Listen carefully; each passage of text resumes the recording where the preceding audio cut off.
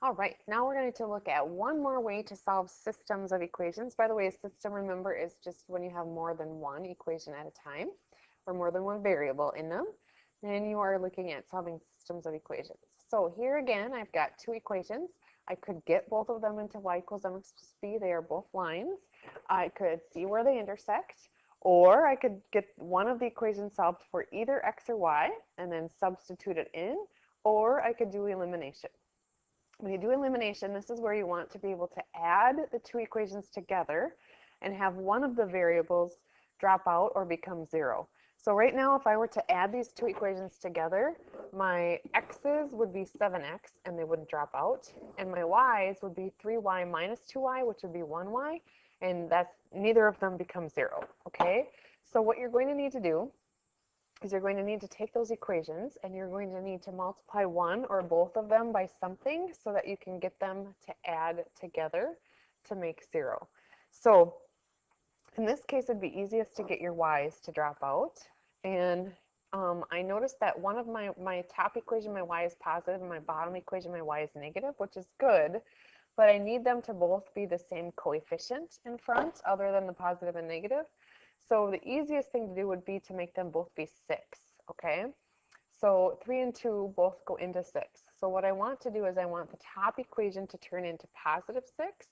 So I need to think about what do I multiply 3 by to get 6, and that would be 2. And then I want the bottom equation then to be negative 6. So I need to think about what do I multiply negative 2 by to get negative 6, and that would be 3.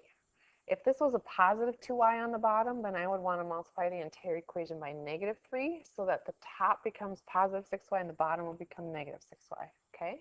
Now you need to distribute those through. Okay? So, and I do that all the way across. And I can't tell you how many people forget to do the right side of the equal sign, but you need to do that side also. So 2 times 2x is 4x, and 2 times 3y is 6y, and 2 times 12 is 24. And then on the bottom, 3 times 5y or 5x is 15x, and 3 times negative 2y is negative 6y, and 3 times 11 is 33.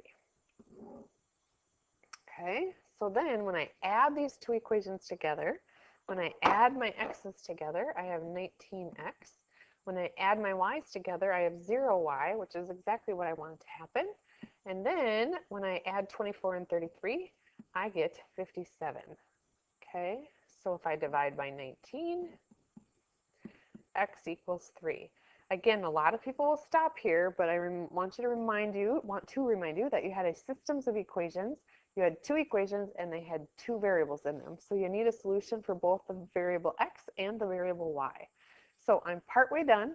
Now I can take this x value of 3 and I can plug it back into any equation anywhere in this problem. It really makes no difference. I'm just going to go ahead and plug it in right there. So I will have 2 times 3 plus 3y equals 12, or 6 plus 3y equals 12. And then I can subtract that 6 over,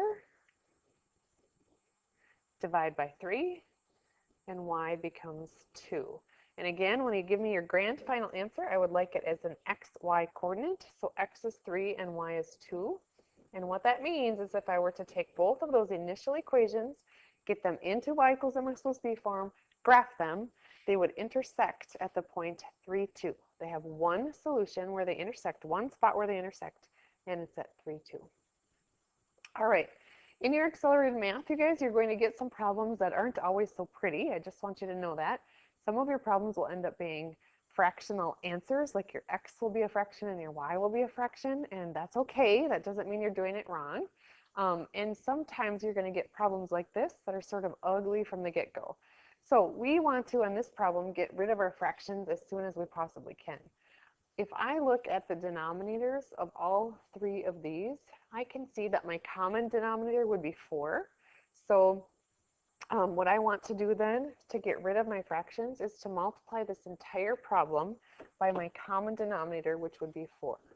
Okay, I'm going to multiply the whole thing by 4. So when I take 4 times x over 4, I'll do this off to the side. 4 times x over 4. This is a 1 right now, right? And so the 4's are going to drop, and you're just going to have x over 1, which is just x. And if I take 4 times y over 2, 4 times y over 2. Hopefully you can see that this becomes a 1, that becomes a 2, and you just have a 2y. And then 4 times 1/4. Well, 4 times 1/4 is just 1. 1/4 of 4 is 1. Okay? And now I'm going to look at the bottom equation, and I can see that my common denominator is 3. So I'm going to multiply the whole fraction by 3. Okay? And some of you will figure out maybe some shortcuts, but this is something that a good way for you guys to start. So now if I do 3 times 2x over 3, I'm distributing 3 times 2x over 3. The 3's are going to cancel, and you'll just get 2x. Okay, 3 times negative y over 3. Again, the 3's are going to cancel, and you'll just get negative y. And then 3 times negative 13/3 is going to give you negative 13. Okay, so now what we have is we have these two equations that have no fractions in them that are much easier to deal with. Okay, so now if I add these two equations together right now, x plus 2x would give me 3x, and 2y and negative y gives me 1y. So neither of them are going to be 0 right now. I'm just going to recopy these, just they're so far apart. So I have x plus 2y equals, what was it, 1? And I had 2x minus y equals negative 13. All right. So now neither one of those are going to drop out. Easiest thing to do would be to take that bottom equation and multiply it by 2 and get your y's to drop out. So I'm not touching the top one. On the bottom, if I distribute that 2 through, 2 times 2x is 4x, and 2 times negative y is negative 2y, and 2 times negative 1 is negative 2. It also would have been pretty darn easy to multiply the top equation by negative 2 instead of multiplying the bottom one by positive 2, and that would have gotten your x's to drop out, and that could have worked very easily also. Okay, so now my y's cancel, and I have 5x equals negative 1. Oh no, I must have done something wrong. I don't think I did. Okay, so, oh wait, sorry, I did do something wrong. Hang on.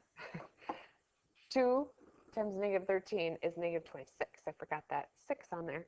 1 times 1 and negative 26 is negative 25. Okay, but there will be some problems in your homework that are fractions, just so you know. Divide by 5, and I get x to be negative 5. And again, this is a system that had 2 variables in it, so I need a solution for each variable. So my x is negative 5. I can go ahead and plug that back into any equation I want. I certainly would not plug it into the equation that has a bunch of fractions in it at the very beginning, but you could if you wanted. Okay, so x is negative 5. I am going to go ahead and plug that in right there. And then what happens is I have negative 5 plus 2y equals 1. Or if I add the 5, 2y equals 6. Divide by 2. And y will be 3. Okay, again, grand final answer as a coordinate, and I want you to list them in an xy form, and what that means is if I were to get both of those initial equations into y equals mx plus b form and graph them, they would intersect at one point, which would be negative 5, 3.